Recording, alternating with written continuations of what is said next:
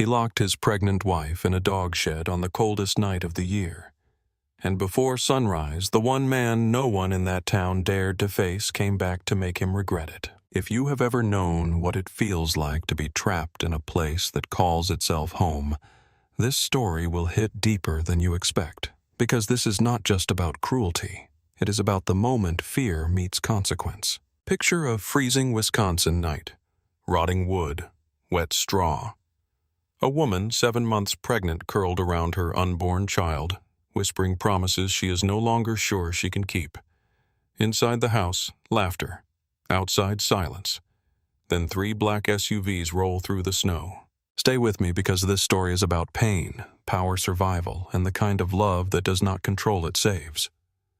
Like this video and comment where you're watching from. To understand why those 3 black SUVs mattered, you have to go back 8 years to a small cabin at the edge of Iron Creek where the snow piled high against the windows and every warm thing in the world seemed to fit inside one room. Sadie Bennett was 19 then, quiet by nature, careful with her hands, and almost unnaturally gentle for a girl who had been given so little. Her grandmother, Mabel Bennett, sat by the fire most evenings with a sewing hoop in her lap and a lamp turned low beside her chair.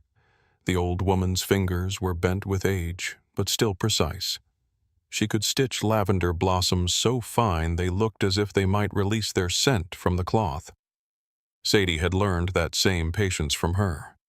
Hem by hem, thread by thread. Tiny, beautiful things built slowly, because that was how Mabel believed all worthwhile things were made.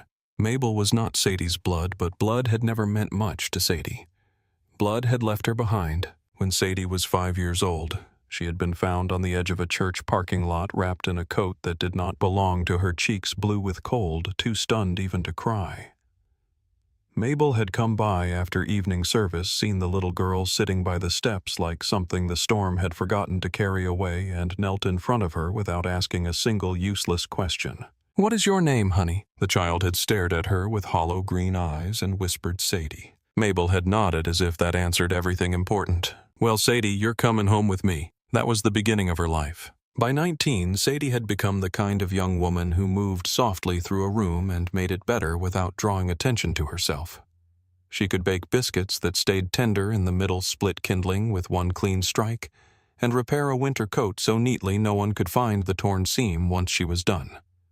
In town, people said she had Mabel's talent with fabric and her own strange way of making you feel calmer just by speaking. They had little money, but poverty felt different when it lived beside dignity. The cabin was old, the floorboards crooked, and the back door swelled in wet weather so badly you had to shove it with your shoulder to get it shut. But the stove stayed hot. The pantry was never empty for long, and every room carried the scent of cedar soap and lavender sachets tucked into drawers with clean linens. In winter, they spent evenings by the fire while the wind dragged itself through the trees outside like something searching for a way in. That life might have stayed small and honest forever if not for the storm. It came down in January with a violence that made the whole town seem temporary. The sky turned the color of iron by late afternoon. Snow began in hard, slanting sheets, then thickened until the woods beyond the cabin disappeared entirely. The radio warned people to stay inside if they valued their lives. Mabel only shook her head and added another log to the stove. "Bad weather never listens to men on the radio," she said. By nightfall, the wind had grown teeth. It rattled the windows. It shoved against the walls.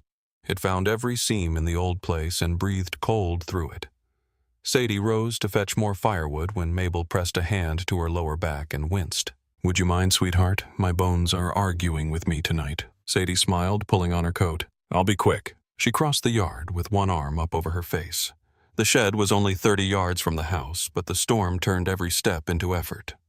Snow whipped sideways hard enough to sting her skin. The lantern by the porch threw a weak yellow light, then vanished behind the wall of white. She pushed open the woodshed door and bent for the first armful of logs. That was when she heard it. Not the wind, not the trees. A sound too rough and low to be part of the storm. A human sound dragged out of a dying body. Sadie froze. For one long second, fear moved through her so fast it felt like ice water under the skin. Then she turned. A body lay crumpled beyond the corner of the shed, half covered already by the blowing snow. She dropped the logs and ran. The man was face down, broad through the shoulders, heavy enough that she knew at once she would never move him easily. His coat was torn. Blood soaked one sleeve, dark and gleaming. More blood spread from his side, hot enough to steam against the snow. When she rolled him just enough to see his face, she felt her breath catch. He was young, not much older than 28. Dark hair plastered to his forehead, strong jaw gone slack with pain. A face built for arrogance now stripped of everything but survival. His eyes cracked open for half a second. He looked straight at her and tried to reach for something at his waist that was no longer there. Then he blacked out. Sadie should have gone back to the house and barred the door. She should have told herself that a bleeding stranger in a storm only ever meant trouble. She should have remembered all the things poor women in small towns learn to remember. Mabel had warned her more than once about Sheriff Huxley and men like him. The sheriff helped people with last names that carried weight in county offices or bank buildings. Men with polished trucks and broad front porches. Not women in cabins. Not abandoned girls. Not people who fixed other people's hems for grocery money. Sadie looked at the blood, then at the snow burying him by inches, and made the kind of decision that cannot be undone once made. She hooked her hands under his arms and dragged. It took everything she had. Her boots slipped. Her breath burned. Twice she nearly lost hold of him. Once his head lolled back and his eyes opened again, dark and unfocused, and for a strange moment she saw not fear, but fury in them, like some wounded thing still trying to fight the world that had left it in the snow. Then the weight of him sagged again, and she hauled him over the threshold into the shed. By the time Mabel reached them with her cane and lantern, Sadie was on her knees in the straw hands red to the wrists. The old woman held the light high and took in the scene with one look. The wounds, the blood, the stranger. Sadie waiting for permission she had already disobeyed. Mabel set the lantern down. "You've started something now," she said quietly. Sadie swallowed. "I couldn't leave him out there." Mabel gave one small nod. "Then we do it right." Together they worked. Hot water from the kettle, clean cloth torn from old sheets, needle and thread. Whiskey to clean what could be cleaned. Pressure where the blood would not stop. The wound in his side was deep but not mortal if fever did not take him first. The one in his left arm was worse than it looked. The bleeding came hard and steady, and Sadie's fingers began to shake. "I need something stronger," she said. Mabel looked down at the neat handkerchief she had tucked into her apron pocket. White linen, lavender embroidery at the corners, the letter M in pale thread. She pulled it free and handed it over without a word. Sadie wrapped it around the stranger's arm and tied it tight. Blood spread through the lavender petals, almost immediately turning the cloth from delicate to brutal in seconds. But the bleeding slowed, then stopped. The man lived through the night. On the second day, he burned so hot with fever that the air above him felt wrong. He muttered in broken phrases, half orders, half threats, reaching for ghosts in the straw. Sadie fed him water a spoonful at a time. She changed the bandages. She sat beside him with the lantern low and listened to the storm die outside while a different one raged under his skin. On the third night, his eyes opened and stayed open. He looked at the roof first, then the lantern, then her. His voice came out cracked and low. "Where am I?" "In a shed," Sadie said. He turned his head, a little winced, and gave a breath that almost passed for laughter. "Feels about right. You should not move." His gaze sharpened as if pain had pulled him back into himself. He took her in properly then. The plain sweater, the braid over one shoulder, the face lit by lamp glow, the green eyes watching him without fear and without trust. "Who are you?" Sadie dipped a cloth into warm water and touched it to his forehead. "Nobody you need to know." Most men would have pushed. He studied her instead. "You call a sheriff?" "Number." "Why not?" She looked at the bandage wrapped around his arm. "Because you were bleeding to death, and the sheriff takes his time with people like us." That answer seemed to interest him more than anything else. What kind of people are those? The kind who don't matter much to men in uniform. He said nothing after that. His gaze lingered on her face as if he were trying to remember it against her will. The next morning, Mabel carried out a bowl of porridge and set it in Sadie's lap. "You sleep at all?" Sadie shook her head. You need to. I'm fine. Mabel looked at her over the rim of her glasses. That is the first lie a tired woman tells. Sadie smiled faintly. It faded when she glanced back at the stranger. What if he's dangerous? Mabel eased herself down onto an overturned crate and rested both hands on the cane. Most people are in one way or another. That doesn't help. No, Mabel said. But kindness isn't a contract, child. You do it because it is right, not because it comes with guarantees. That night, the stranger woke more fully. His fever had broken. He could sit up with help, though the motion dragged pain across his face. Sadie brought him a cup of water and held it steady while he drank. He kept looking at her. Finally, he said, "You always this calm." "Number. You hide it well." She set the cup aside. "I'm not hiding anything." He let that pass. "Why save me?" She met his eyes. "Because you would have died. What if I deserved it?" The question hung there in the warm dark. Sadie thought of all the things she did not know about him. Who had stabbed him? Why he had been in the woods in a storm? Why a man with hands like his and eyes like that carried violence the way other people carried old grief, close and familiar? Then she said, "A person doesn't stop being a person because they've done bad things. It only means they still have to answer for them if they live." He stared at her for so long she began to wonder if she had said something foolish. At last he asked, "And what if I decide not to answer for anything?" Sadie shrugged slightly. "Then at least you had the chance." Something unreadable moved across his face then. Not softness exactly, more like surprise that had forgotten how to show itself. On the fifth morning, he stood in the doorway of the shed with one hand braced against the frame, looking out at a world gone white and clean after the storm. He had Mabel's handkerchief still tied around his arm, stained now with old brown blood. The lines of pain remained around his mouth, but strength had returned to his posture.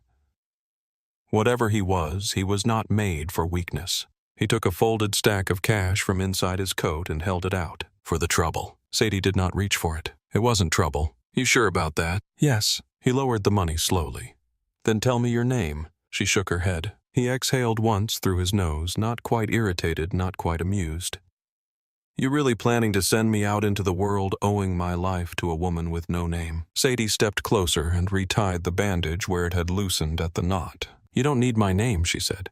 "You just need to live." For the first time, his expression changed in a way she could understand.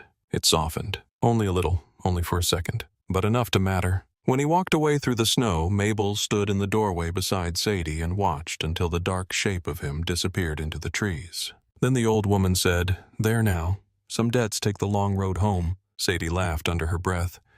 "You always talk like that when you're trying to sound wise." Mabel smiled. "I am wise." Life closed over the incident the way snow covers tracks after wind. Spring came, then summer, then another winter. Sadie married routine again, sewing cooking church on Sundays when the roads allowed it. She thought of the stranger less as time passed until memory filed him down into something that felt almost dreamed. Then Mabel died. There was no warning, no slow decline, no final speech from a bed framed in sunlight. Sadie woke one October morning to a house too quiet and knew something was wrong before her feet hit the floor. Mabel lay on her side beneath the quilt she had pieced by hand 20 years earlier. Her face was peaceful. One palm rested open on the blanket as if she had simply gone to sleep waiting for morning and changed her mind. Sadie touched her shoulder. "Grandma?" No answer. She shook harder, then harder still. The world did not stop. That was the first cruelty. Birds moved outside the window. Water boiled dry in the kettle. A truck passed on the road beyond the trees. Somewhere a dog barked. Sadie sat on the bed beside the body and felt the room split cleanly into before and after. At the funeral, half the town came, because Mabel had hemmed their daughters' dresses, mended their curtains, sat with them through illness, sent over casseroles after losses. No one knew how to name aloud. They spoke well of her in that simple country way that sounds plain, until you realize plainness can hold more love than poetry. Sadie heard almost none of it. When the last car drove away and the cemetery went quiet, she stood alone beside the fresh dirt with a bouquet of lavender in numb hands and understood what real loneliness sounded like. It sounded like leaves scraping over dry ground. It sounded like a house where no one would answer back. It sounded like your own key in the lock when nobody was waiting on the other side. She kept the cabin for almost a year, tried to live in it, tried to keep the stove lit and the curtains washed and Mabel's sewing basket exactly where it had always sat. But grief had a way of turning even comfort into an accusation. Every chair was a shape of absence. Every room was too full of memory to breathe in for long. So she rented a small storefront in Iron Creek and turned it into an alteration shop. The sign outside read, Bennett Alterations in plain blue letters. The inside held one sewing machine, one cutting table, a rack of repaired coats, and a jar of peppermints she kept near the register because Mabel used to say every place of business should have one unnecessary kindness in it. It was there in late December with snow slurring softly at the windows and a radio humming Christmas songs too quietly to matter that Dylan Cross first walked in. He carried an old wool jacket over one shoulder and smiled in the practiced way of men who know their faces are useful to them. Afternoon, he said. Sadie looked up from the hem she was pinning. Can I help you? He laid the jacket on the counter. Ripped lining. My mother says it belonged to my father, and if I ruin it, she'll bury me in the backyard. Sadie smiled despite herself. That sounds serious. It is. She owns a shovel and no mercy. He was handsome in the easy local way. Broad smile, good teeth, rough workman's hands, a voice warm enough to make a room feel smaller. Sadie named the price. He did not argue. He came back 2 days later to pick it up and brought coffee from the diner across the street.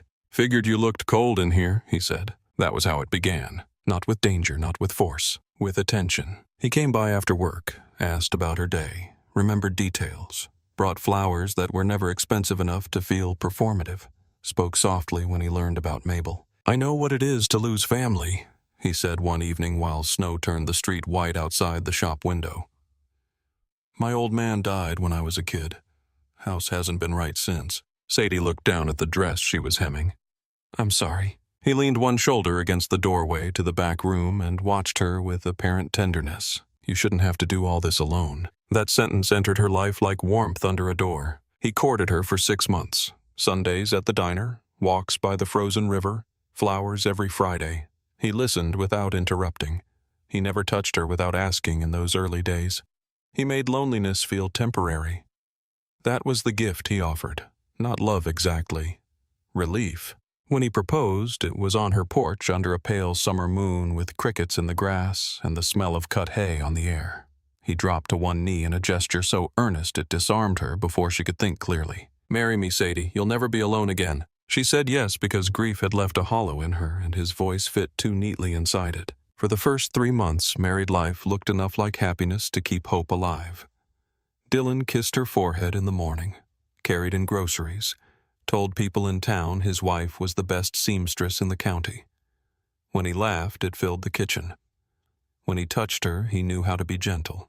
Then the changes came one by one, too small at first to name. He began handling the money because he said 1 account is easier than 2. He told her the shop took too much out of her and she could just as easily sew from home. He came home from work angry more often, complaining about men who had less skill and more luck, complaining about bosses who were out to get him, complaining about people who disrespected him. Then he lost his job at the garage. The drinking started as an excuse. Then it became weather in the house. His mother, Marlene, arrived with 2 suitcases and a mouth full of poison. She had the bitter, hard face of a woman who had once been broken by a cruel man and decided never to forgive softness for failing to save her. At first, Marlene insulted Sadie with a smile. You fold towels like an orphan, she said once, as if there were a proper family method for towels, and Sadie had shamefully missed it. Other days, she was more direct. My son married beneath him. Least you can do is act grateful. Sadie tried politeness, silence, endurance. None of it improved anything. Marlene wanted submission, not peace. The first time Dylan hit her, it was over burned rice. One minute he was standing at the stove with a whiskey bottle still in his hand, staring into the pot as if a little char on the bottom were a betrayal. The next, his palm cracked across her face so hard she saw white. She hit the floor on one knee, hand flying to her cheek. For a second, he looked almost shocked at himself. Then anger covered it. Look what you made me do. Marlene stood in the doorway and said nothing. Her silence had approval in it. An hour later, Dylan cried, brought ice and a dish towel, swore it would never happen again. Sadie believed him because not believing him would have required understanding what her life had become. By the time she found out she was pregnant, apologies had become part of the weather too. They came after broken plates, after bruises hidden by sleeves, after nights when Dylan gripped her arm too hard because she answered too slowly. "Baby, I'm trying. You know how pressure gets to me. You have to stop pushing me. I love you. Why do you make everything a fight?" He learned how to blame her with tenderness. That skill was more dangerous than his fists. When her belly began to show, his suspicion took root. "You sure it's mine?" She stared at him stunned. "What?" He swigged from the bottle and looked away. "Don't act offended. Women get lonely." The accusation was so filthy, so absurd, that for one reckless moment she laughed. His face changed. He grabbed her wrist, squeezed until pain shot up her arm, and dragged her outside into sleet and dark. The dog shed was small, damp, and stinking of old straw. Scout, an aging mutt, too tired to bark much anymore, lifted his head from the corner and watched with dull, worried eyes. Dylan shoved her inside. "If you want to act like a bitch, sleep with the dog." He chained the door from the outside. That was the first night. It was not the last. After that, the shed became punishment for anything and everything. Looking too long. Speaking too firmly. Existing in ways that reminded him she still had a self. She would sit in the dark with Scout pressed against her shins and listen to the muffled sounds of the house while her own home denied her entry. In town, people noticed pieces: a bruise near the hairline, a stiff way of moving after a bad night, the fact that she stopped making eye contact, that she no longer lingered after errands, that she answered every question with "I'm fine" in a voice that begged people not to ask another. Most obeyed that plea because comfort is often just cowardice wearing nicer clothes. Only Dr. Naomi Pierce at a small women's clinic 2 towns over looked straight through it. Sadie reached Naomi by accident one afternoon when Dylan passed out drunk and Marlene went to visit a cousin. She borrowed the truck, drove with shaking hands, and sat in the waiting room convinced every passing minute would get her caught. Naomi was in her 50s, silver hair pinned back, white coat open over navy scrubs. Expression.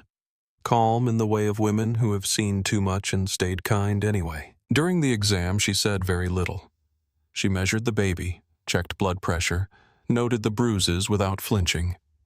When she finished, she pulled her stool close and asked in a voice so gentle it made Sadie want to cry immediately. "Does anyone hurt you at home?" Sadie looked at the paper crinkling under her hands and said nothing. Naomi nodded once as if silence itself answered. "When I was 30, she said I sat in a room a lot like this and lied for a man who was breaking me apart. So let me save us both some time. You do not have to convince me." Tears spilled before Sadie could stop them. Naomi handed her tissues and waited. No rushing, no pity, no false promises, just presence. When Sadie finally left, Naomi had given her prenatal vitamins hidden in a paper bag beneath old magazines, a card with a phone number written on the back, and one sentence she repeated all the way home like a prayer. "If you decide to leave, you do not have to do it alone. But leaving is hardest before the first step. Hardest when you are hungry, watched pregnant, and told every day that your fear is proof you cannot survive without the very man causing it." So Sadie stayed. Not because she was weak, because she was cornered. Far from Iron Creek in a black glass office high above Chicago, the man whose life she had once saved moved through a world built on money, loyalty, and controlled violence. Nico Moretti had taken the raw brutality of his early years and refined it into power. Men waited outside his office for permission to speak. Politicians pretended not to know his name while accepting favors from men who did. He wore tailored coats now, traveled with security, owned buildings he never entered and bars he never drank in. Yet for 8 years he had kept one old handkerchief in the top drawer of his desk like a relic from a life that should have been buried long ago. When business became unbearable, he sometimes took it out and looked at the faded lavender stitching beneath old bloodstains and thought of a girl in lamplight saying, "You just need to live." He had tried to find her before, paid private investigators, chased dead ends through Wisconsin and Minnesota.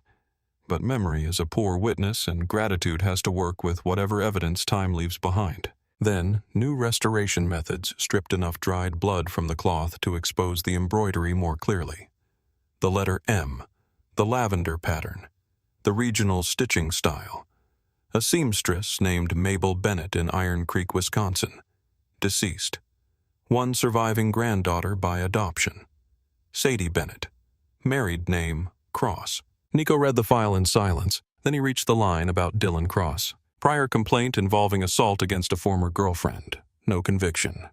Complaint withdrawn. The paper tightened in his hand. He called Jace Rowan in. Jace had been with him long enough to recognize danger by what Nico did not say. "Go to Iron Creek," Nico said. "Watch the house. Watch the husband. Tell me everything." Jace left that night. The reports began to come in. Day 1. Sadie carrying laundry in freezing weather while Dylan drank inside. Day 3. Bruises visible on left forearm. Day 5. Hostile verbal confrontation witnessed by neighbors. Day 7. Lights off in the house past midnight. Subject locked outside in rear animal structure. Jace called at 12:14 in the morning. Nico answered on the first ring. "What is it?" On the other end, wind hissed across the line. Jace's voice was flat, but anger sat just beneath it. He chained his pregnant wife in a dog shed. Nico rose so fast his chair rolled back into the wall. For one hard second, he said nothing at all. Then he slid Mabel's handkerchief into the inside pocket of his coat, looked out over the city, and gave the only order that mattered. "Get the cars." By the time the 3 black SUVs rolled through the gate at the Cross property, the snow had crusted hard over the yard and the whole place looked as if winter itself had judged it and turned away. Sadie heard the engines before she understood what they were. At first, she thought it was the wind shifting again through the trees. Then came the deeper sound, steady and mechanical tires crushing frozen gravel in a slow, deliberate rhythm. Scout lifted his head at once. His old body went rigid beside her.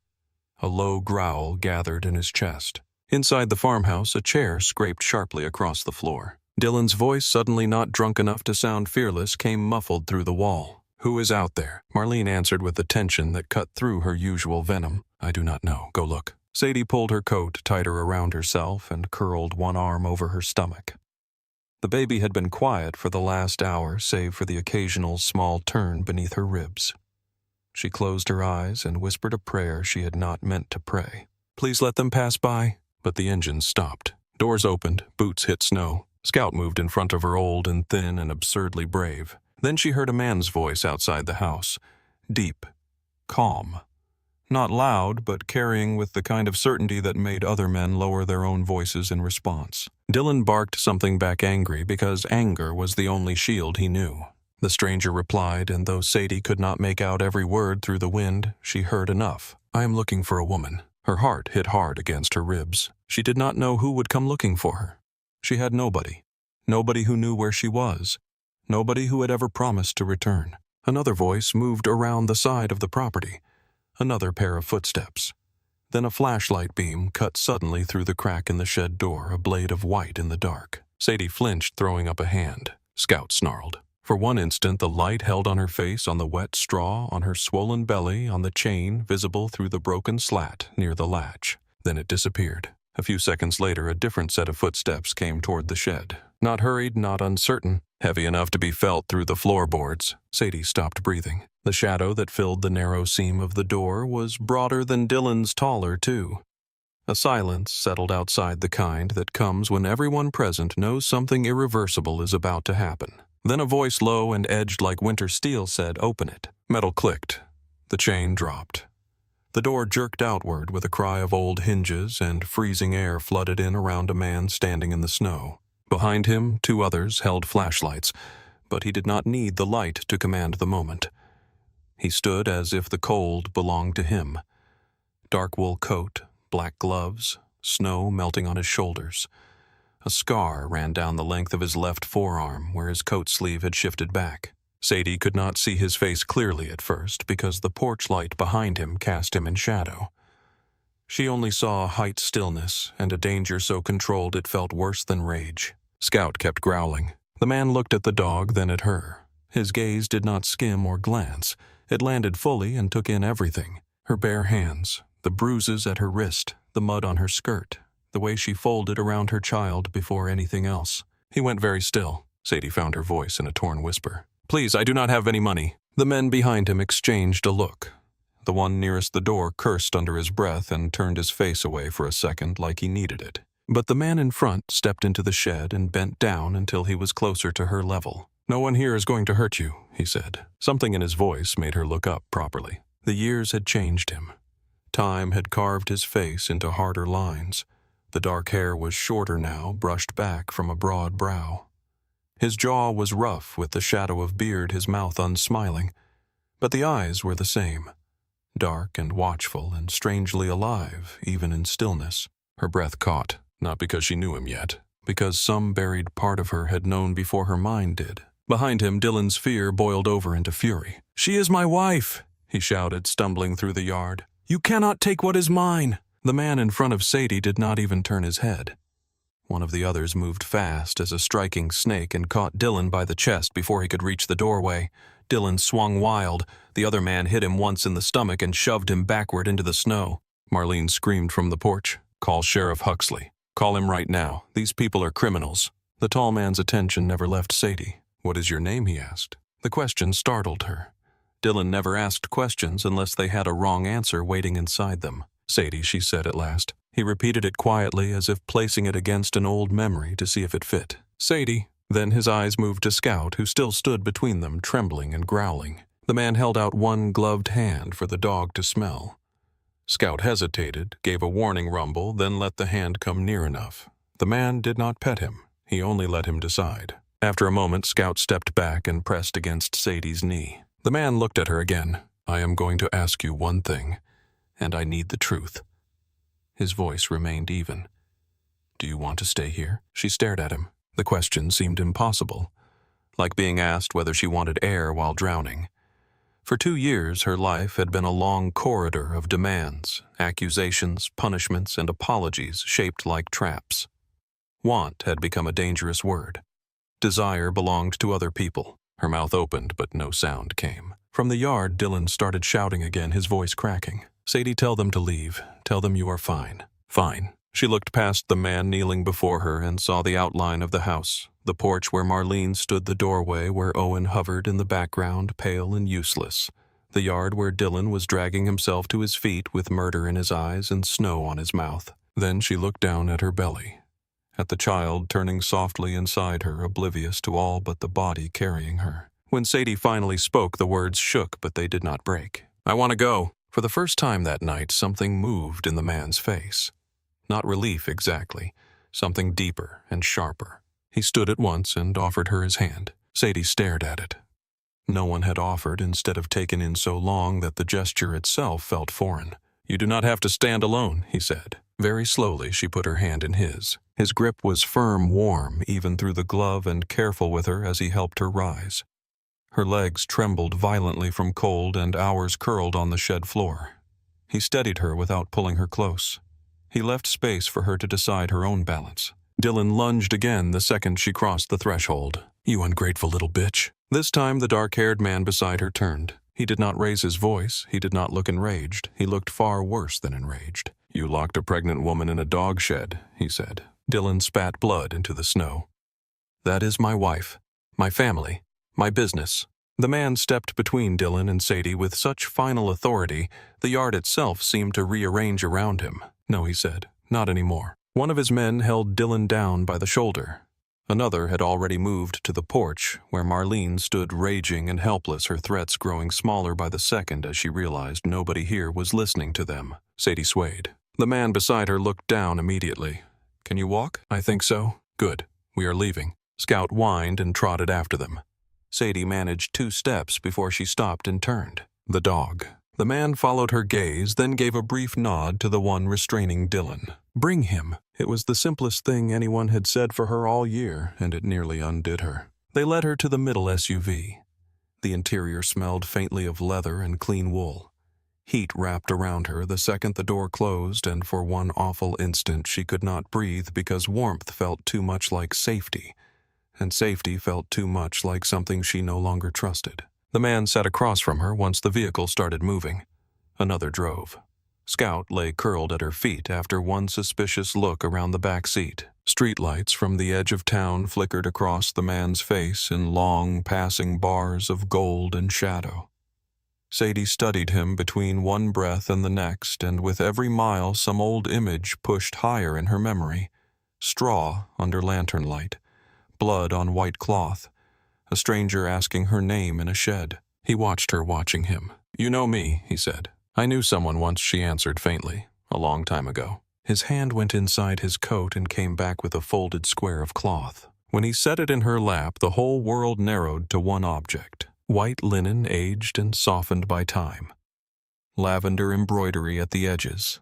The letter M stitched in pale thread. Brown stains where blood had once soaked so deeply it changed the fabric forever. Sadie touched it with shaking fingers. Mabel's handkerchief. The man looked at her in the dim, moving light. You tied it around my arm. Now she saw it all, not in fragments, entirely. The blizzard, the blood, the fever, the dark eyes watching her from straw, the scar. She lifted her gaze to his face, then to the arm beneath his coat where the line of old damage showed faintly through the fabric. You are him, he nodded once. Nico Moretti. The name meant nothing at first. Then it did.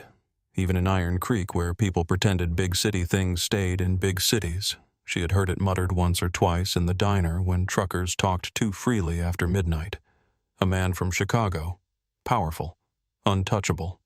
The kind of man sheriffs and senators denied knowing while taking care not to cross him. Sadie felt a chill move through her despite the heat. He saw it. I know what people say, he said. Most of it is true. She looked down at the handkerchief again. Why did you come? I spent 8 years looking for the woman who saved my life. Her throat tightened. I only changed your bandages. You gave me a reason to keep breathing. His voice remained quiet, but something lived under it now. That was not a small thing. She had no answer to that. The roads widened as they left Iron Creek behind. Snow blurred past the dark windows. Madison lay nearly 2 hours south, but time inside the vehicle moved strangely, pulled between exhaustion and shock. Sadie finally asked the question, lodged like glass under her ribs. How did you know about Dylan? Nico's jaw hardened. I found your married name. Then I found his record. Then I sent someone to watch the house. You were watching us. I was watching him. The distinction should not have mattered. Somehow it did. She leaned back against the seat and closed her eyes for a moment. The baby shifted once, then settled. Scout's breathing rose and fell against her boots. Across from her, Nico said nothing more, as if he understood silence was the only mercy left to give. By the time they reached the private hospital wing in Madison, Sadie was shaking again. Not from cold now, from the force of abrupt change. Men in dark coats moved efficiently around her, holding doors, clearing hallways, never touching her unless she asked for an arm. A nurse in navy scrubs led them into a room larger than any place Sadie had slept in since childhood.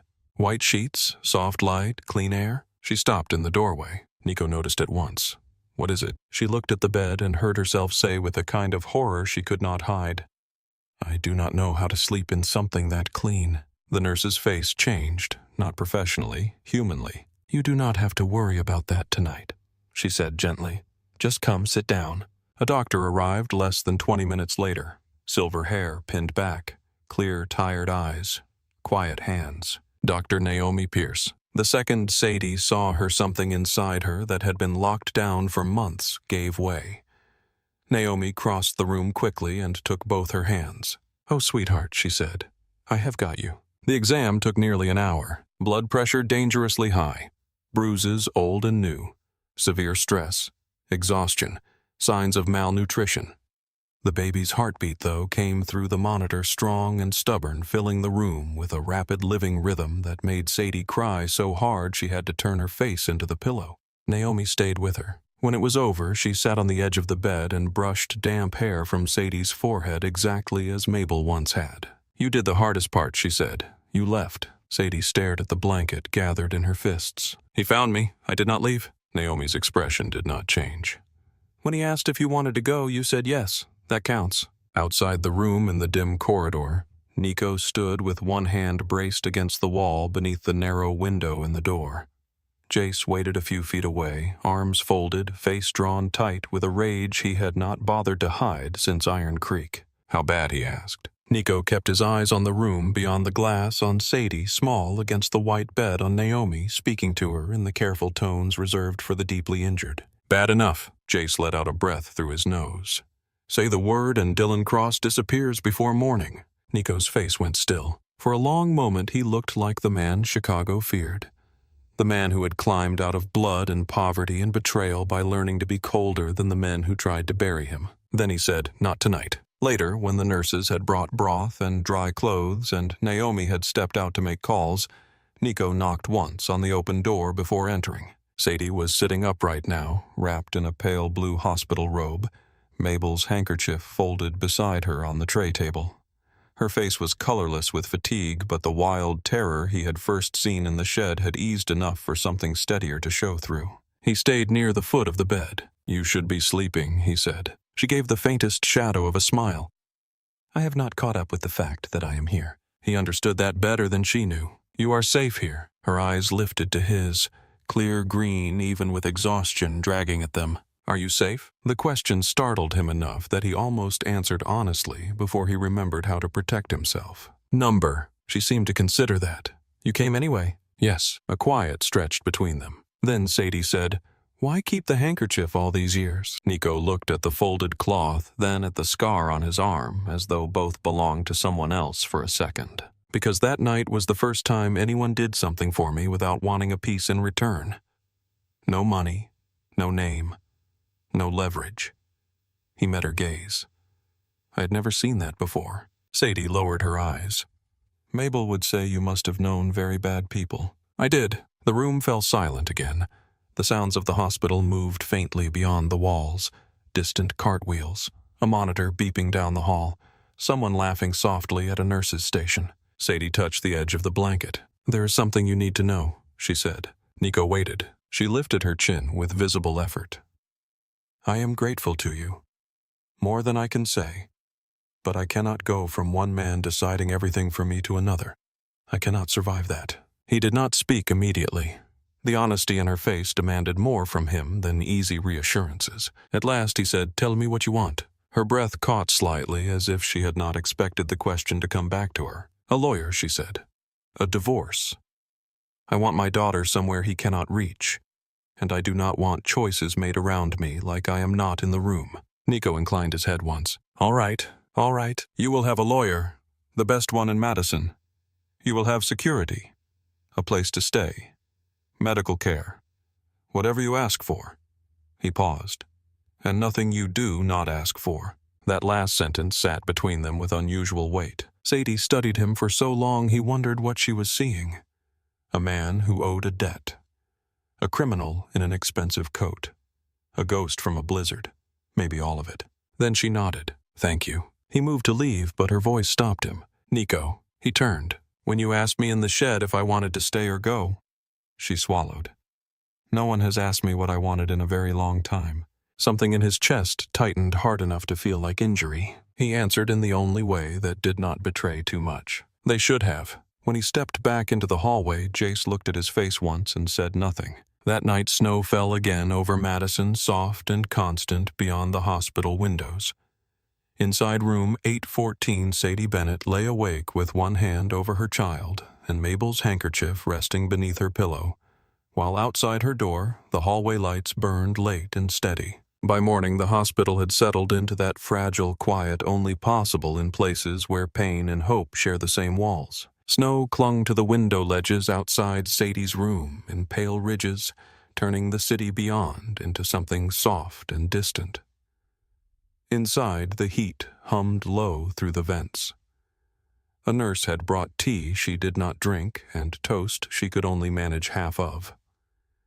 Scout slept near the armchair, chin on his paws, one ear twitching every time footsteps passed in the hallway. The baby moved now and then beneath Sadie's hand, a reminder that even inside safety her body had not yet learned how to unclench. She had slept in fragments, 10 minutes at a time. 20, maybe. Every creak in the corridor dragged her half awake. Every change in light made her think of doors opening, chains rattling, a voice slurring her name with anger in it. At some point after dawn, Naomi returned with fresh scrubs under her coat and a folder tucked beneath one arm. She closed the door quietly behind her and smiled the way doctors do when they know gentleness is more useful than cheer. "How are we doing this morning?" Sadie looked down at the cup in her hands. "I feel tired enough to sleep for a year and too nervous to close my eyes." Naomi nodded as if that made perfect medical sense. "That sounds about right." She checked blood pressure first. Lower than the night before, but not yet where she wanted it. Then the baby. Strong heartbeat. Good movement, no immediate signs of distress. "You bought yourself and this little girl a chance. Naomi said, setting the stethoscope aside. That matters. Sadie let the words sit in the room without trying to answer them. She still did not know what to do with praise that did not come sharpened by criticism. Naomi opened the folder. A lawyer will be here this afternoon if you still want one. Sadie gave a small nod. I do. And security remains outside the room. Nico arranged private coverage in addition to hospital staff. Naomi's mouth curved faintly. He has a very particular way of worrying.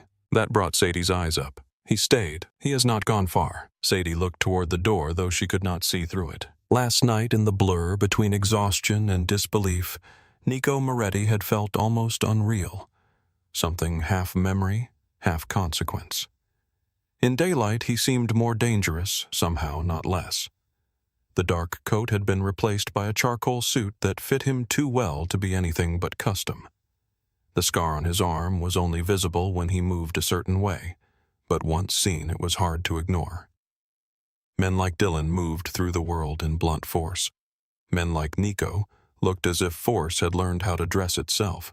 And yet, when he had asked what she wanted, his voice had gone quiet enough to leave room for her answer. Naomi finished making notes and rested a hand lightly on the bed rail. I need to ask something difficult. Are you willing to give a statement while the bruises are still fresh and the details are clear? Sadie's stomach tightened. To the police. To your lawyer first, then to the proper people if you choose. City police, not Sheriff Huxley. He has no authority here. No authority here. The phrase carried more relief than it should have. I can try, Sadie said. Naomi squeezed the rail once and headed for the door. Before leaving, she paused. You do not have to be brave all at once, Sadie. You only have to be honest. When the room was quiet again, Sadie leaned back against the pillow and stared at the ceiling. Honesty was simple when spoken in private. Harder when paperwork touched it.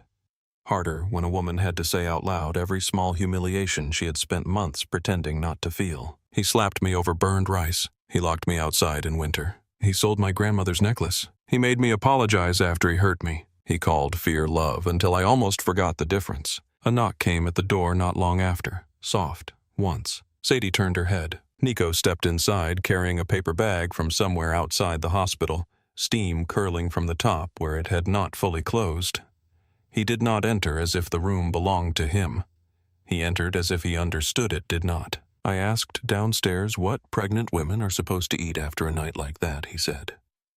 The woman at the cafe told me I looked like a man who would not take no for an answer and gave me oatmeal fruit and something called a decent muffin. Sadie looked at the bag, then at him, and before she could stop herself, a small laugh escaped. The sound seemed to catch him off guard. He set the food on the tray table. I take that as a good sign. It is the first time anyone has brought me breakfast without using it to apologize. His face changed only slightly, but enough for the room to feel different. He pulled the chair nearer to the bed, though still not too near, and sat. You spoke with Naomi. She said a lawyer is coming. Yes. Sadie picked at the edge of the blanket. And the police. If you want them involved, city detectives can take a statement here. If you do not, that is your call. His gaze stayed on her face. Nothing happens without your say. There it was again, the thing she still did not know how to trust. No one had ever returned power to her in pieces before. Usually men took it in handfuls and called the theft marriage duty concern protection. She glanced at him. You keep saying that. Because I mean it. Do men like you usually mean things? One dark brow lifted. No. The honesty in that answer unsettled her less than a lie would have. For a while they sat in a silence that did not demand filling. Nico seemed comfortable in silence. Not awkward with it, not eager to conquer it. Just able to stay inside it without making a woman feel responsible for his ease. Then Sadie said, When you left that shed 8 years ago, I thought I would never see you again. Nico rested one forearm on his knee. I thought I was walking away from the only decent thing I had ever been given. You make it sound dramatic. It was dramatic. I was stabbed twice and half dead in a snowstorm. A second laugh slipped from her before she could stop it. It hurt in the best way, the way stretching hurts after too long curled up small. His expression shifted, not into a smile exactly, but close enough to warm the edges. Then the warmth vanished. Voices carried from the corridor. Male, sharp, loud enough that even Scout's head came up. Sadie stiffened. Nico stood in the same motion. The voices grew clearer. One protesting, one commanding. Then a crash of something metal hitting a wall. Sadie's blood went cold before she recognized Dylan's voice. Get out of my way. That is my wife. The room seemed to shrink all at once. Her hand flew to her belly. Nico turned to her. "Stay here." She could not answer. He was already at the door when it swung open and Jace stepped in, face cut from stone. He is in the lobby with Huxley. For 1 second, Nico did not move. The stillness was worse than anger. Then he looked at Sadie. "I will handle it." Dylan's shouting echoed up the corridor as Nico and Jace disappeared. Scout gave a low, anxious whine. Sadie slid her feet to the floor before she realized she was moving. Her pulse beat in her ears so hard it blurred the edges of sound. "Stay here," Nico had said. But the old instinct to track danger, to know where it stood and how close it was, had already taken hold. By the time she reached the doorway, 2 nurses were hurrying past toward the elevator banks. A security guard spoke quickly into a radio. The polished hallway seemed unnaturally bright. Sadie moved into the corridor with one hand braced under her belly. At the far end near the waiting area, she saw them. Dylan looked as if he had been dragged through 3 bad nights and a whiskey bottle. His jaw was unshaven, his eyes bloodshot. A bruise darkened one side of his face where Jace had put him down in the snow. Beside him stood Sheriff Dale Huxley in full uniform, all cheap authority and small-town swagger, though even from a distance, Sadie could see the sweat at his temples. Madison was not his territory.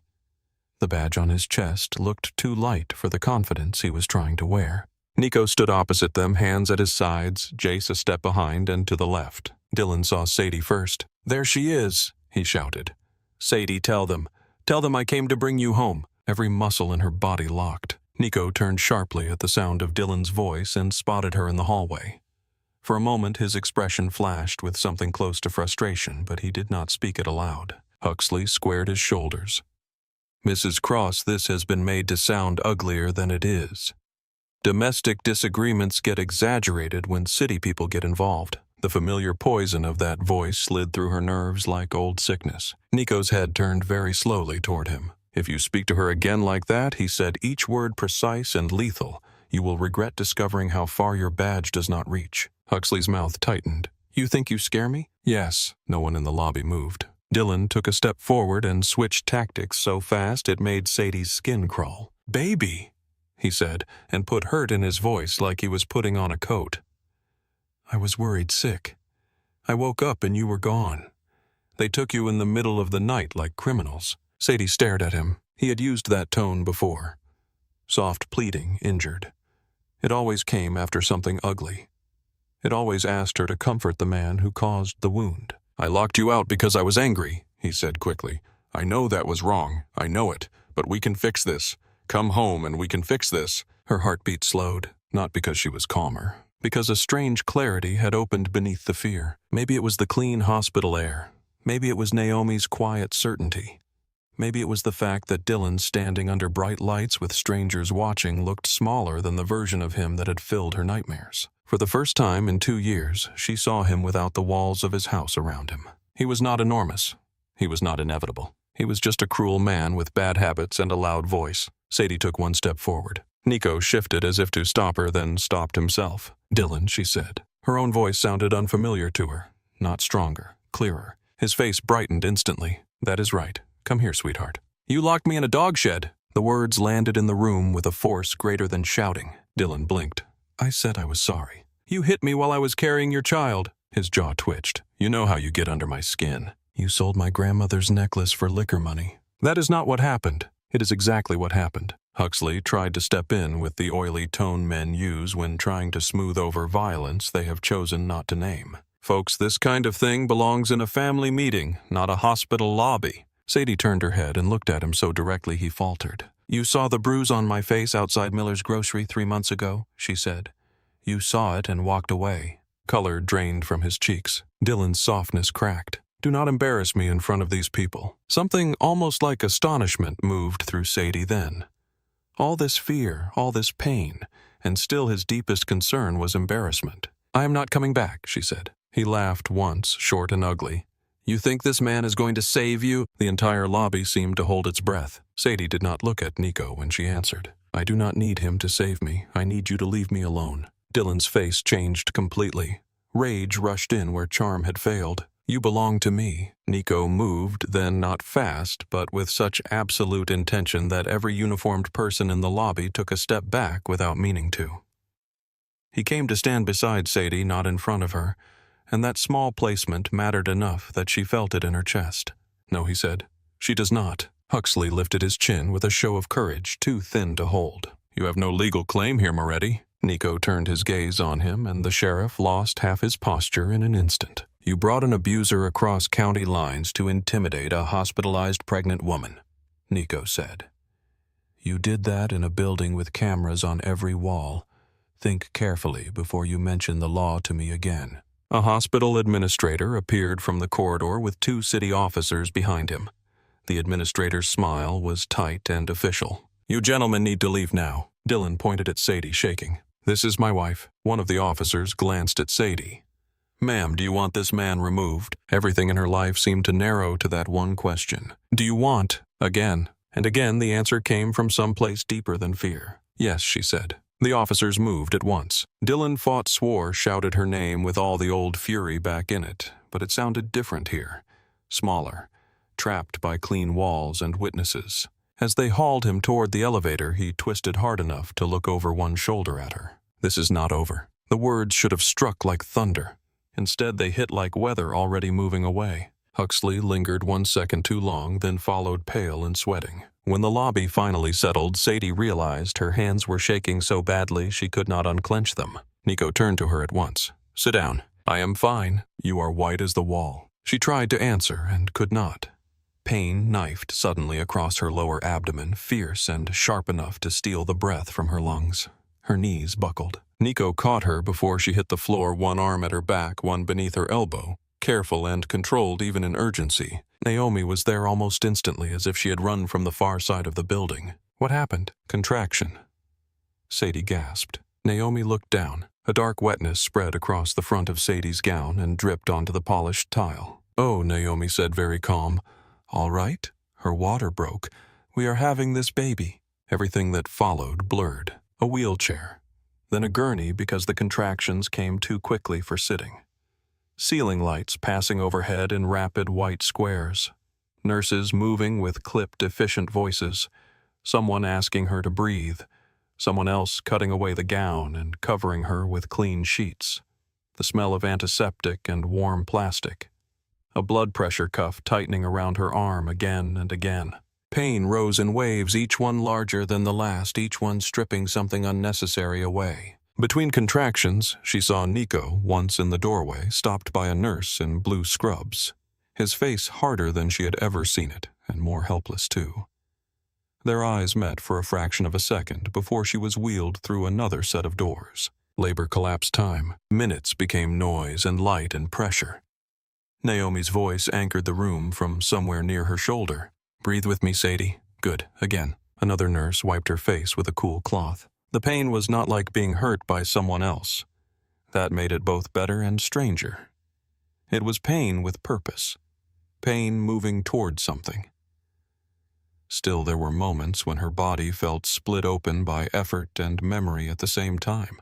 Between one contraction and the next, Mabel came back to her in flashes. Mabel at the stove flower on her cheek. Mabel in church off-key and unashamed. Mabel's hands guiding hers through tiny lavender stitches. Mabel saying, "Come on, honey, you live with me now." Sadie clung to that voice when the pain peaked high enough to turn the room white at the edges. "I cannot," she said once, half sob, half breath. Naomi's face came close, steady and unshaken. "Yes, you can. You already are." Outside the delivery room, Nico wore a path into the floor. Jace leaned against the wall nearby, arms folded, watching his boss with the wary fascination of a man who had seen him step over bodies without pausing and was now watching him come undone in silence because of one closed door. "You should sit," Jace said eventually. Nico did not slow. No. A nurse emerged briefly with forms and stopped dead at the sight of him prowling the corridor. "Sir, you cannot pace in front of the station." Nico stopped immediately. "I apologize." The nurse blinked, accepted the impossible politeness, and hurried away. Jace almost smiled. "You ever looked that nervous before? Number. That is bad." Yes, he was not afraid of blood, or guns, or men. He knew how those stories ended because he had lived inside them. But this was life arriving through pain he could not fight, could not bargain with, could not take on to his own body for her. It made him feel like the 28-year-old man in the blizzard again reduced to helplessness under a force larger than pride. Hours later, just when exhaustion had hollowed everything out, a new sound split the corridor. A baby's cry, thin at first, then strong enough to fill the hall. Nico stopped walking. The entire world narrowed to that sound. A minute later, Naomi stepped through the swinging door's mask hanging loose around her neck, silver hair escaping its pins, eyes tired and bright. "You have a daughter," she said. "Both of them are safe." Nico stood very still, absorbing the sentence as if it were in a language he had once spoken and nearly forgotten. "Can I see her?" Naomi studied him for one brief second and then nodded. "Briefly. And do not bring the storm in with you." Inside the room, everything had changed. The lights were lower now. Machines beeped softly from the corner. Blankets and trays and discarded wrappers made the space look lived in, human, no longer clinical. Sadie lay propped against the bed, hair-damp face, exhausted and radiant in a way Nico would not have believed possible if he had not seen it with his own eyes. In her arms, wrapped in a hospital blanket with pink and blue stripes, was the smallest person he had ever seen. The baby's face was red from crying, her mouth pursed now in sleep, one tiny fist tucked under her chin. Nico moved closer as if approaching something holy. Sadie looked up at him. Her voice was raw but warm. "She is loud." He let out a breath that almost became a laugh. I noticed. For a moment, neither of them said anything. He only looked at the child, at the impossible smallness of her fingers, the dark damp hair at her crown, the rise and fall of a chest no bigger than his palm. Then his eyes lifted to Sadie. "How are you?" "Tired," she admitted. "But I am here." He nodded once because anything more felt dangerous. "What is her name?" Sadie looked down at the baby. Her expression changed into something so soft it hurt to witness. "Mabel," she said. "After my grandmother." Nico lowered his gaze. "That is a good name." Sadie shifted carefully and held the bundle a fraction higher, as though inviting him to see her better. He did not reach out. He did not assume. He only stood close enough to watch. "She is safe," Sadie whispered almost to herself. Nico looked at the child, then at the mother who had fought her way here and answered with all the certainty he possessed. "Yes," he said. "She is." For a little while after Mabel was born, the world narrowed to hospital-light warm blankets and the fragile astonishment of survival. Sadie had expected relief to feel clean and immediate, like a storm ending all at once. Instead, it came in waves, uneven and tender. One moment she would be staring at her daughter's sleeping face with something close to peace in her chest. The next she would hear a man laugh in the hallway, and every muscle in her body would lock before she even understood why. Naomi told her that was normal. Nothing about the word felt large enough for what lived in her nerves, but Sadie let it stand. Mabel spent her first days in the world with the stubbornness of a child who had chosen her moment carefully. Her lungs worked perfectly. Her appetite arrived with force. She cried loudly when changed louder when hungry, and quieted only when pressed against Sadie's skin, or when Scout settled near the bed and let out one low grumble as if appointing himself guardian of the room. Nico came and went with the patience of a man walking into church after a lifetime spent elsewhere. He never arrived empty-handed. Soup from a restaurant downstairs, soft blankets, a tiny knitted cap one of the nurses had convinced him a newborn required immediately. He stood beside the bed and listened when Sadie spoke. He stepped back when she grew tired. He asked before he touched the baby, and when she placed Mabel in his arms for the first time, his face changed so completely that Sadie had to look twice to be sure she was seeing the same man who had walked into a frozen yard like judgment. He held the child like something breakable and dangerous at once. Naomi watched from the doorway and murmured to Sadie, "That man looks like he would shoot his way through a city and apologize to the baby for raising his voice." Sadie surprised herself by smiling. On the third day, the lawyer arrived. His name was Daniel Mercer, mid-40s, trim suit, calm eyes. He carried 2 legal pads, a fountain pen, and the kind of quiet confidence that did not need to announce itself. Nico introduced him in the hospital room, then stepped back toward the window without speaking over anyone. Daniel did not begin with papers. He asked Sadie if she was comfortable, if she wanted water, if she needed the door closed more fully, if she preferred Nico remain in the room or leave. Sadie glanced once toward the window. Nico read the glance correctly. "I can wait outside." She surprised herself again. "No," she said. "You can stay." Daniel nodded once, made no comment on that, and began. The account took nearly 2 hours. Not because Daniel dragged it out, but because truth had a strange way of breaking apart as it left her mouth. She could say Dylan hit me. That was simple. Less simple was saying the first slap came over burned rice because she had been trying to finish a hem after midnight for a customer who paid in cash. Less simple was explaining the exact tone Dylan used when he apologized, how he cried once into her shoulder and swore his father's temper had gotten into him like an inherited illness, how he made her comfort him for hurting her. Daniel wrote everything down. He did not flinch when she described the dog shed. He did not soften his expression when she spoke of Mabel's necklace sold for liquor money, of Dylan's hand around her wrist, of being denied doctor visits, of Sheriff Huxley shrugging off bruises with that small-town phrase everyone used when they wanted to call cowardice respect. Family matter. By the time she finished, Sadie felt emptied out, scraped thin from the inside. Daniel set down his pen. You have more than enough to file for an emergency protective order. Full divorce and sole custody, he said.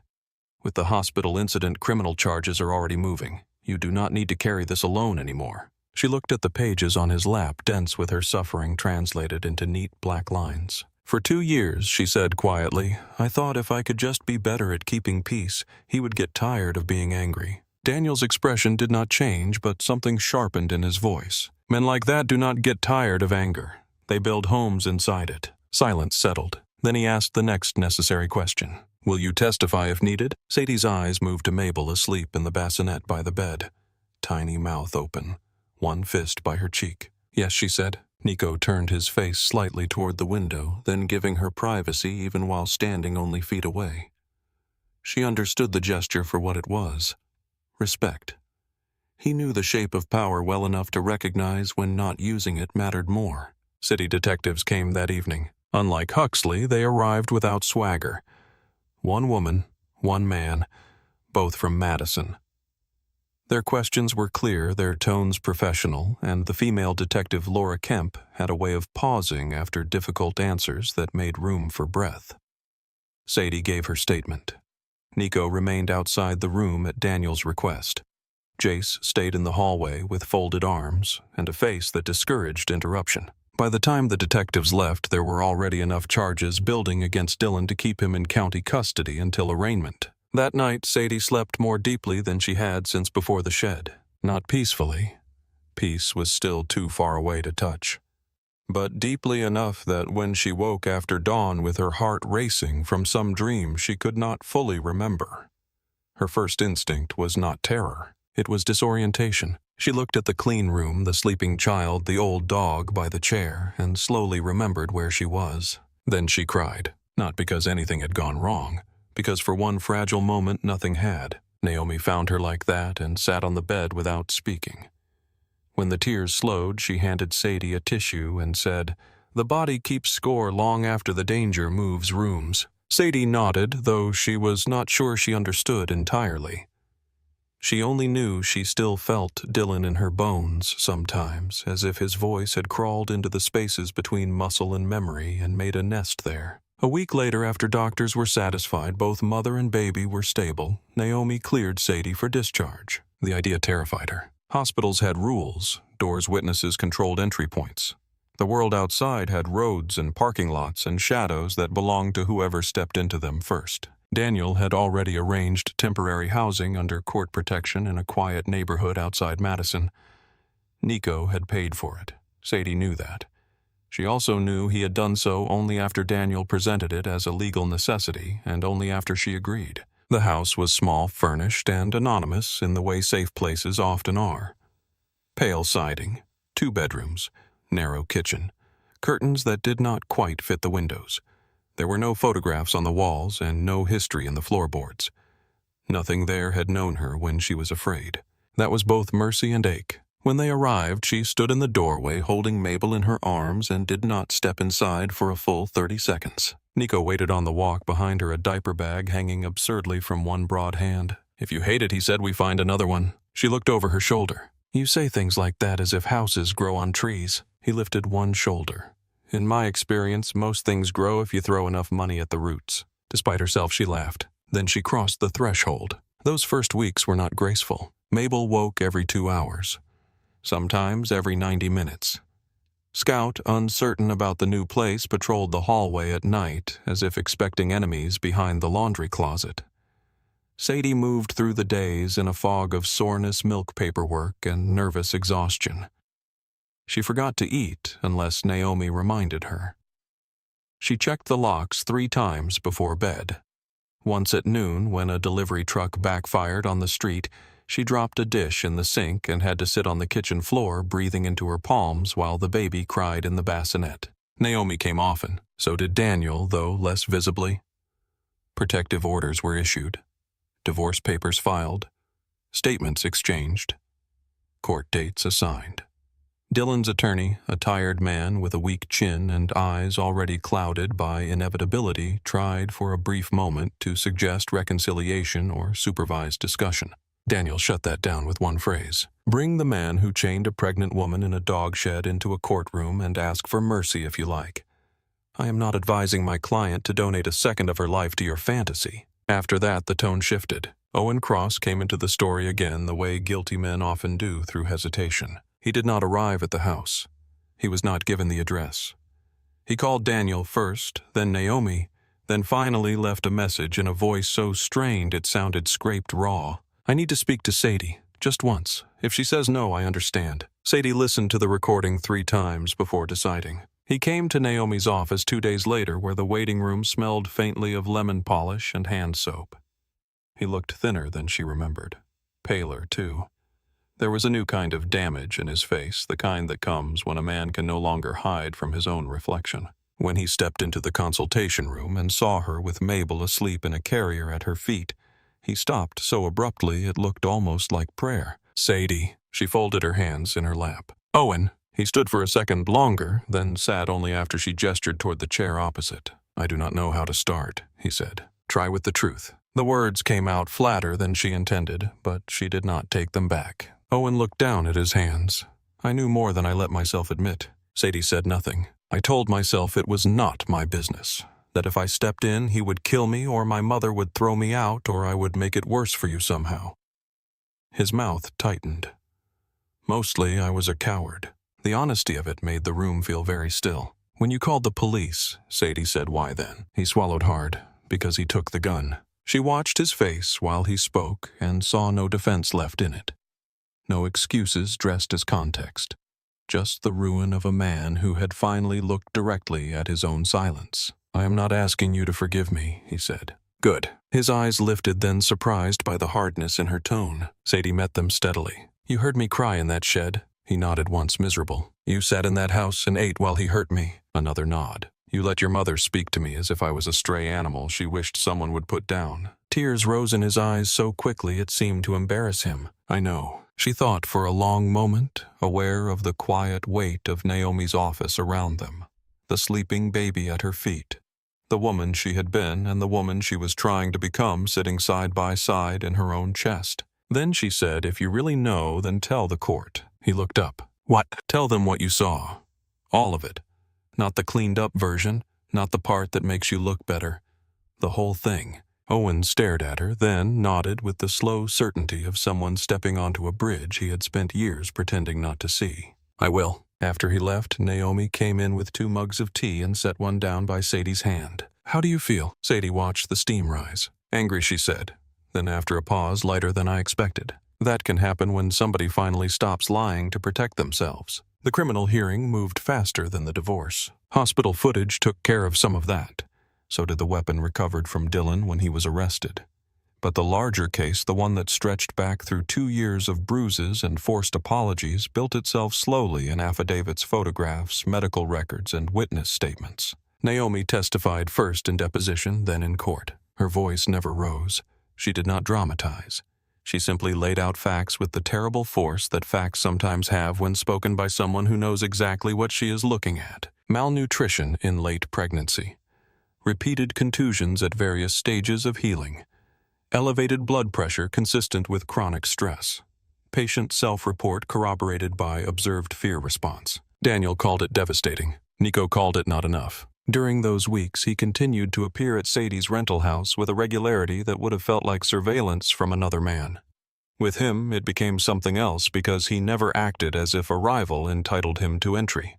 He knocked, always. If she said it was a bad time, he left. If she looked exhausted, he offered to hold Mabel while she showered or slept 20 minutes on the couch. The first time she handed him the baby and disappeared into the bathroom, she stood under the hot water with her forehead against the tile and cried so quietly she could barely hear herself. Not from grief, from the unbearable shock of being helped without debt collecting in the background. When she stepped back out in clean clothes, hair damp, she found him sitting on the living room rug with Mabel across his bent knees, one large hand supporting the back of her head, while the other rested open on her tiny stomach. He was speaking to her in Italian under his breath, some low, soft thread of language too private to be performance. He looked up when Sadie entered. She frowns like you. She is hungry. That is all newborns do. He considered the baby's face seriously. Then she also judges like you. A smile tugged at Sadie before she could stop it. The first time he offered to buy her a house, it happened exactly the way she had feared such things might happen. Quietly, reasonably, almost kindly enough to be dangerous. He was standing in the kitchen rinsing bottles while she folded laundry at the table. Evening light pooled gold across the floor. Mabel slept in a basket lined with soft blankets Daniel's assistant had sent over. "This place is secure for now," Nico said without looking at her. "But I could put you somewhere permanent. Better neighborhood, better locks, room for the baby, room for you." Sadie's hands stilled on the onesie she was folding. "Nico." He turned off the tap and faced her. "I know. No, I do not think you do." Her voice remained calm, but every word had to be placed carefully. "I need walls I can say I chose. Floors I paid for. A key that is mine because I earned the door it opens." He held her gaze for a long moment. There was no offense in his face, only thought. Then he nodded once. All right, that was all. No wounded pride, no insistence, no speech about wanting what was best for her. Just acceptance. Later, after he had gone, Sadie sat alone in the kitchen with Mabel asleep against her shoulder and realized that what moved her most was not his offer. It was his restraint. The trial opened 1 month after Mabel's birth in a county courthouse just north of Madison. Sadie did not attend the first day. Daniel advised against it. Naomi agreed. The prosecutors had enough to proceed without forcing her into the room while preliminary arguments and motions ground through procedural machinery. So she stayed home, nursed the baby by the window, and watched snowmelt drip from the eaves while the television remained dark. On the second day, Daniel called just after noon. "They are putting Owen on the stand." Sadie sat very still. "Will it matter?" Yes. He did not need to say more. She turned on the local news coverage only once, volume low enough not to wake Mabel. The footage was grainy too wide, catching mostly courthouse steps and reporters in dark coats. Dylan appeared only briefly between deputies, wrists cuffed, expression bloated with rage. Even through a screen, he radiated the old contagion of his need to own the room he entered. Sadie turned the television off before he vanished through the doors. She could not breathe well for a minute after. That evening, Daniel came by in person. He found her at the kitchen table, Mabel drowsing in her lap, Scout sprawled under the chair. "Owen told the truth," he said. She looked up. "How much of it?" "All of it." Daniel sat down across from her and loosened his tie with 2 fingers. He testified to the beatings, the shed, the verbal abuse, your mother-in-law's participation, Huxley ignoring visible injuries. He paused. He also said silence made him an accomplice. Sadie stared at the table grain. Outside, somewhere down the block, a car door slammed and laughter drifted briefly through the dark. Normal life, other people's ordinary evenings. How did Dylan react? Daniel gave a tired breath. Like a man discovering consequence as eyewitnesses. The sentence was dry enough that it almost sounded gentle. 3 days later, the verdict came. Sadie did not go to court for that either. She stood in the narrow living room with Mabel against her shoulder, while Nico, Naomi, Daniel, and Jace all occupied the house in different corners as if unconsciously bracing the walls with their bodies. Nobody spoke while the court clerk read from the screen on the local station. Guilty on aggravated domestic abuse. Guilty on unlawful restraint. Guilty on armed criminal threats. Additional sentencing enhancement based on conduct toward a pregnant spouse. When the judge pronounced prison time, Dylan rose half out of his chair and shouted something the microphones did not fully catch, but everyone in the room understood enough. Threat, fury, ownership refusing death even while chained. The judge's voice cut across his. Let the record reflect, the defendant continues to issue threats in open court. The feed ended minutes later. Nobody in Sadie's house moved for a while. Then Naomi stepped close and touched her elbow. Well, she said quietly, there it is. Sadie looked down at her daughter's sleeping face. A strange emptiness opened in her chest. Not joy, not triumph, nothing so clean. Just space. The kind of space left after something enormous had finally been dragged out of the room. 1 week later, the divorce hearing concluded with less theater and more paperwork than suffering deserved. Sadie attended that one. She wore a navy dress Naomi helped her choose, and the plain silver earrings Mabel used to wear on Sundays. Daniel sat beside her. Nico remained in the back row because the court allowed it, and because he understood precisely where not to stand. Dylan appeared by video from county detention. He looked diminished on a screen, all his menace flattened by bad lighting and institutional walls. Still dangerous, still angry, but no longer able to fill the air around her. When the judge asked whether she wished to resume her maiden name, Sadie did not hesitate. Yes, she said, Sadie Bennett. The words landed in her own chest like a key turning. Later outside the courthouse, Daniel shook her hand and told her the paperwork would be finalized by end of day. Naomi hugged her. Jace stood guard by the curb, pretending not to be guard at all. Nico opened the back door of the car and waited while she buckled Mabel into her seat.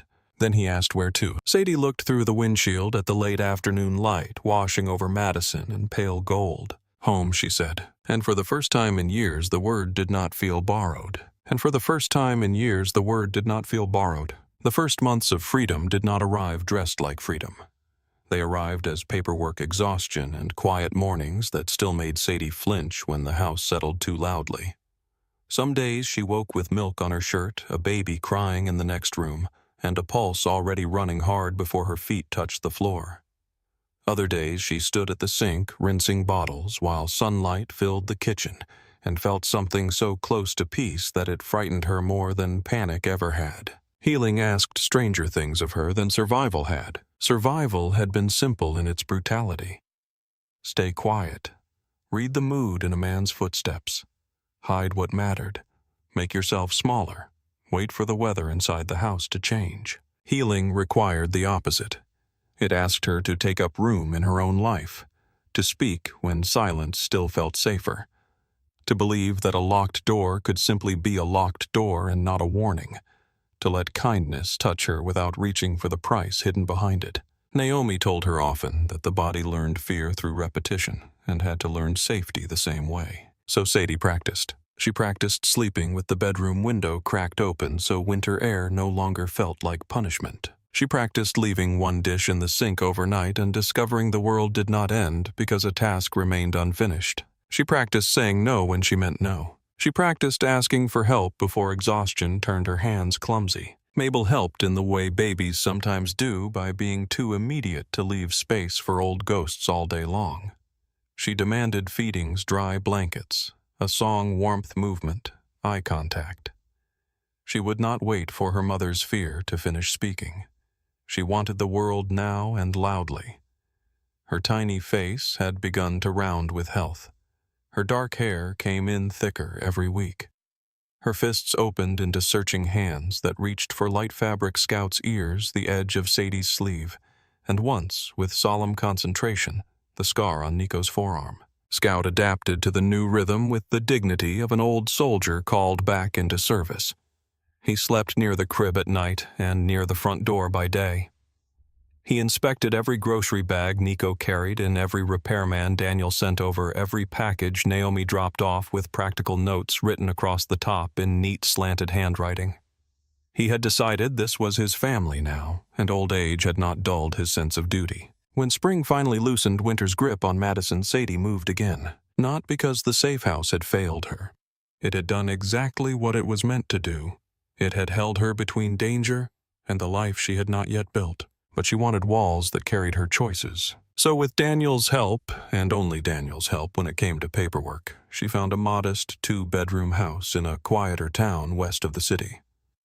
It had a narrow porch, a postage stamp yard peeling white paint around the back window, and a maple tree that dropped red leaves in great untidy piles every fall.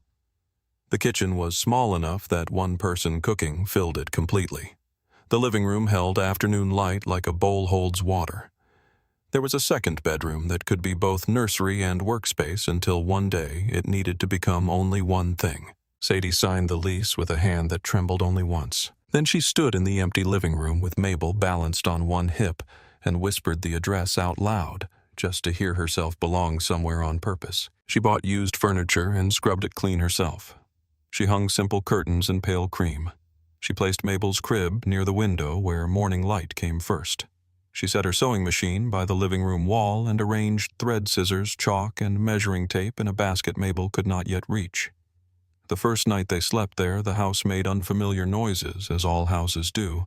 Pipes ticking, wind brushing the siding, Scout shifting his weight at the bedroom door. Sadie lay awake for nearly an hour listening. Then Mabel gave one sleepy sigh from the crib, and Sadie realized no other sound in the room held anger. She slept. Work began as necessity and became structure. At first, it was the kind of mending women do for each other when word starts to spread quietly that someone's hands are good and her prices are fair.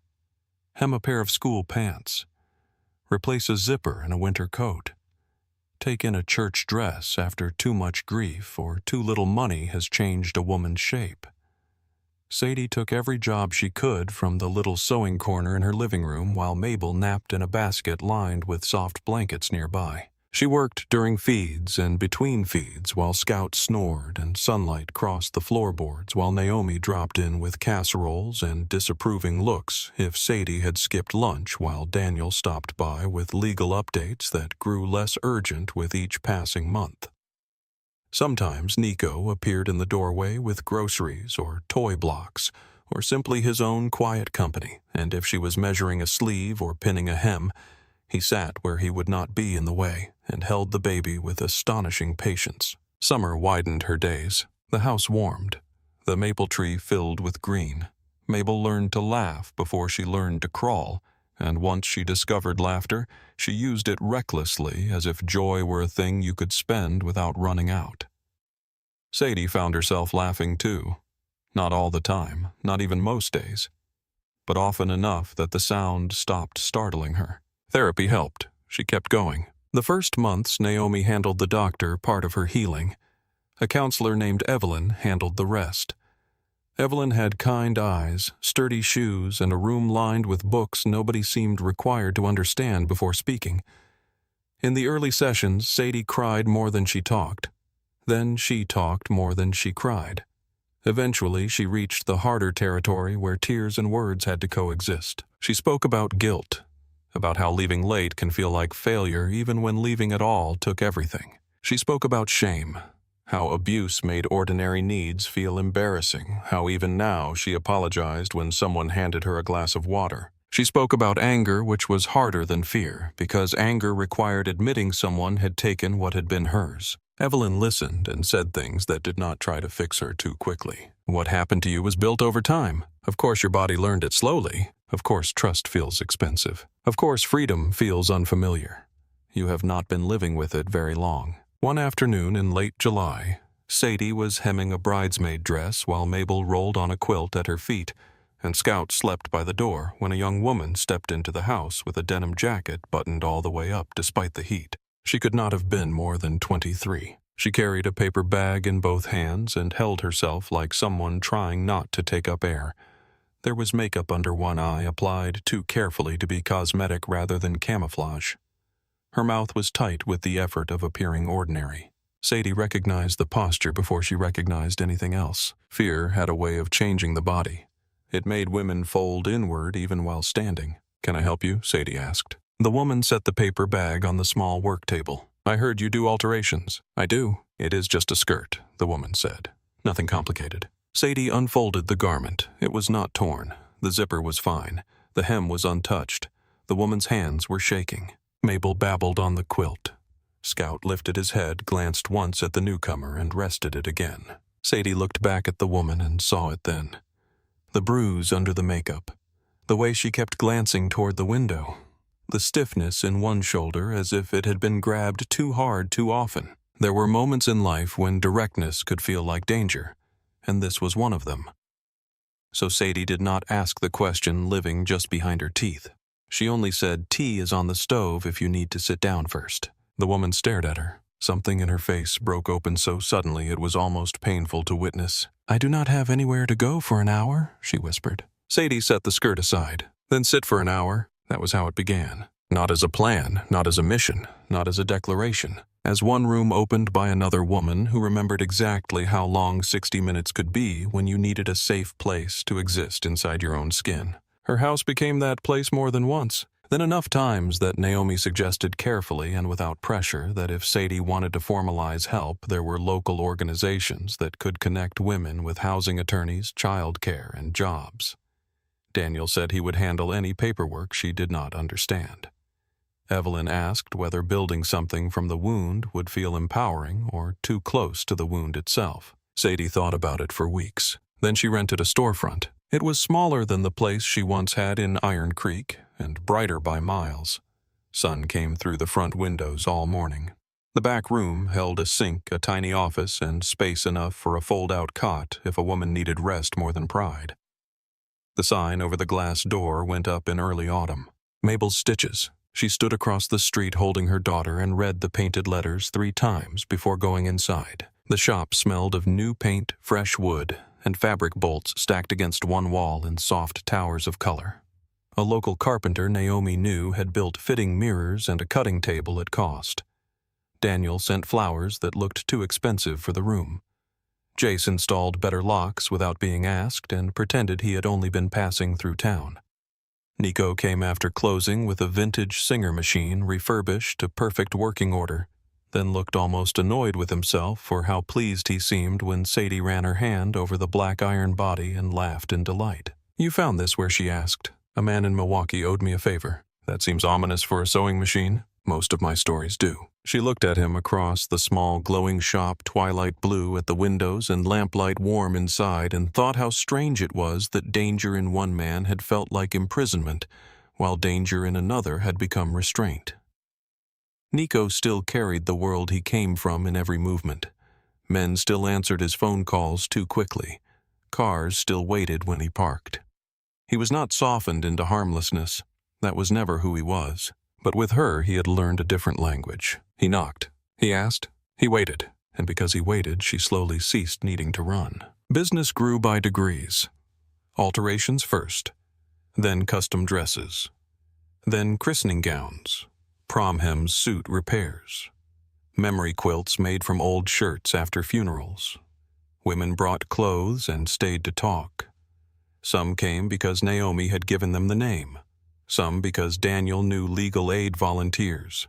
Some because word traveled the way important things still travel in smaller places from one careful conversation to the next. If someone needed a place to sit, there was tea in the back. If someone needed a phone, there was a private line. If someone needed an attorney, Sadie had numbers written in a drawer under the till. If someone needed work, there was hemming, pressing, hand finishing, and eventually payroll modest enough to start but steady enough to matter. By winter, 3 women besides Sadie were sewing at tables in the front room on certain afternoons, while Mabel, now sturdy enough to cruise along furniture, treated the entire shop like her kingdom. Scout slept by the register as if guarding the receipts. Sunlight moved across faces, no longer trying to disappear, and the soft mechanical hum of machines became its own kind of anthem. Nico never tried to make the shop his project. He knew better. When he offered support, it came quietly and mostly through other people. A donation from an anonymous foundation Daniel somehow knew how to direct. A contractor who did not charge for plumbing repairs after a pipe froze. Better exterior lighting installed overnight with no invoice left behind. Sadie saw his hand in all of it and said nothing until one evening after closing when the snow outside turned the world beyond the windows silver and still. She was balancing the books at the front counter. Nico sat on the floor nearby while Mabel climbed over his legs and tried to steal his watch. You know, Sadie said without looking up, anonymous generosity is less anonymous when it arrives wearing your fingerprints. He glanced up. Do I have fingerprints on plumbing now? You have fingerprints on everything. That sounds like an accusation. It is a warning. He smiled, then slow and rare. The sight of it still caught her off guard. Nico's smile did not erase the hard life in his face.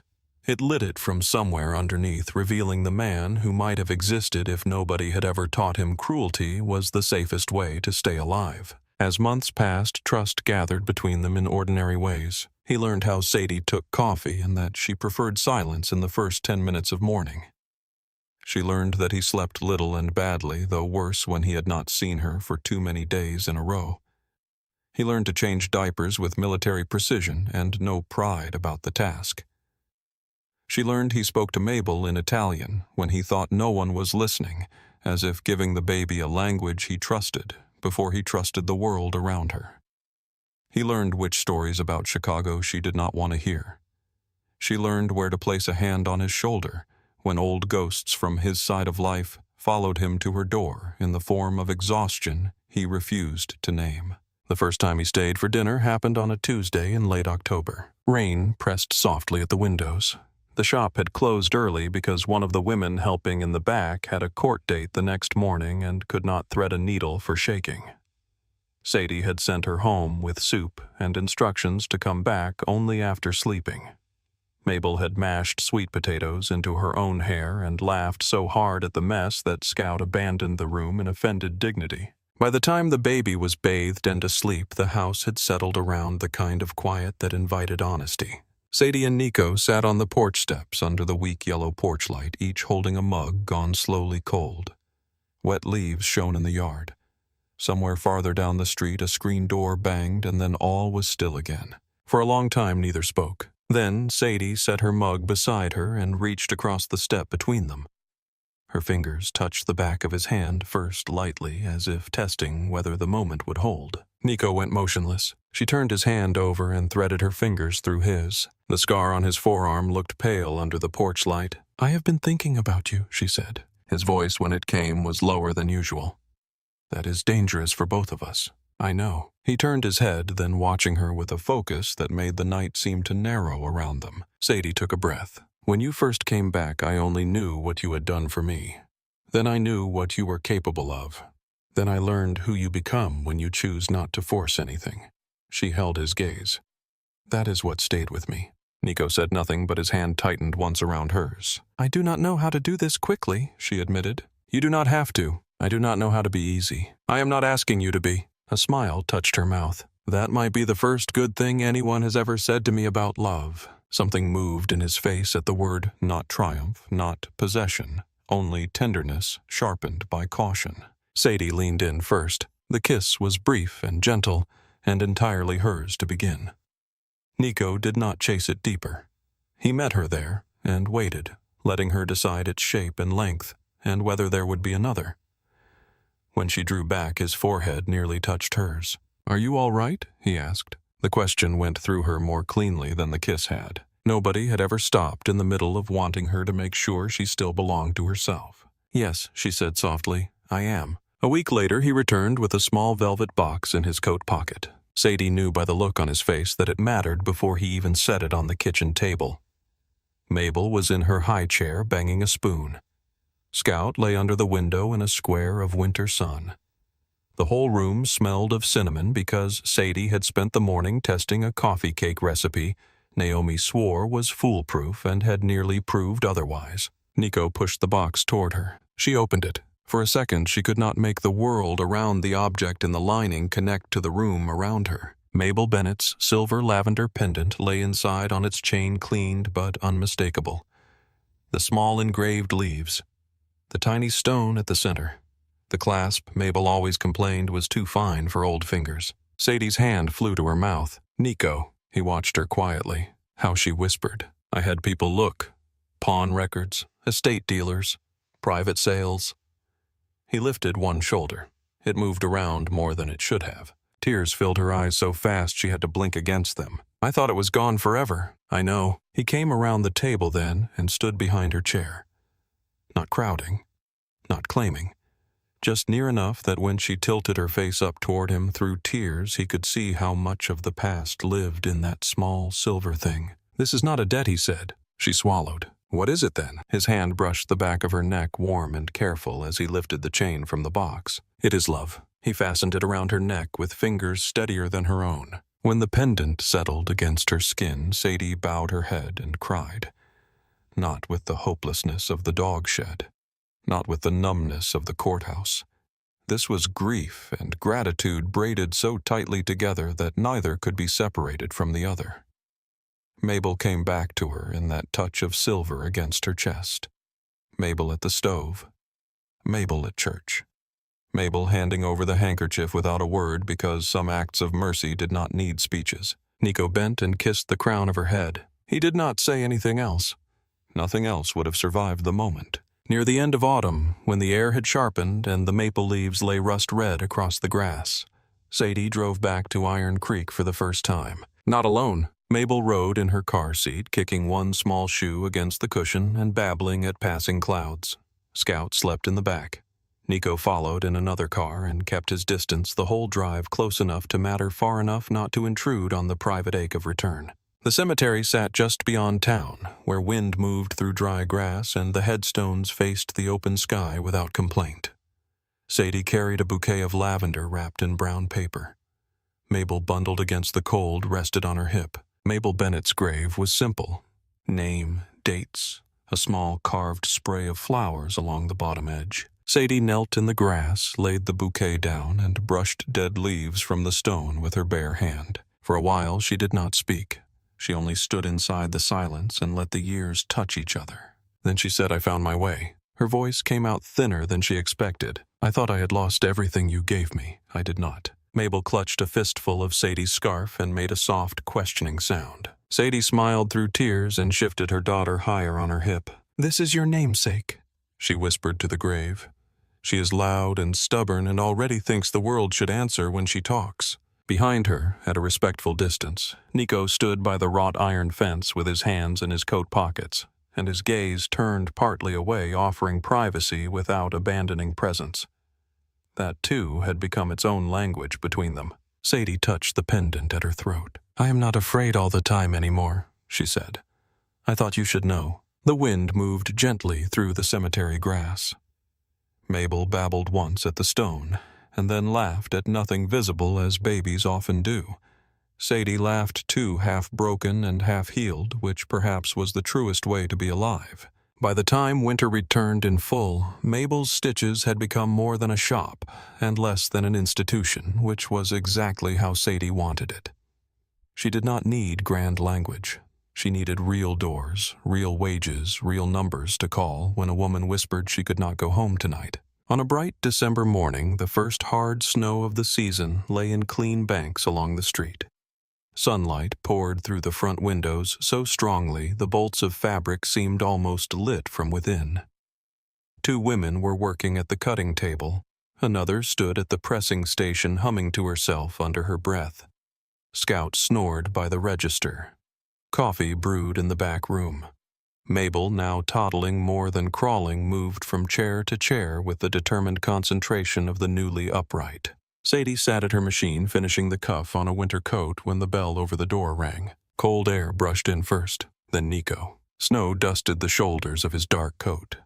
He closed the door behind him and stamped once on the mat before Mabel spotted him and let out a delighted sound that brought every head in the room up at once. Nico's whole face changed. He bent and scooped the child into his arms just as she launched herself toward him without caution or dignity.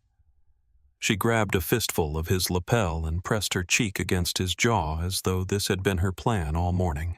One of the women at the cutting table smiled into her work. Sadie looked up from the machine and watched them. The tall, dangerous man in the good coat. The little girl with winter-red cheeks. The old dog by the register. The women sewing in warm light. The pendant resting against her collarbone. The life humming around her, built not in a blaze but in stitches, one careful seam after another. Nico looked across the room and found her eyes. He did not need to say anything, neither did she. Her smile rose slowly then completely, and for once there was nothing behind it that needed hiding.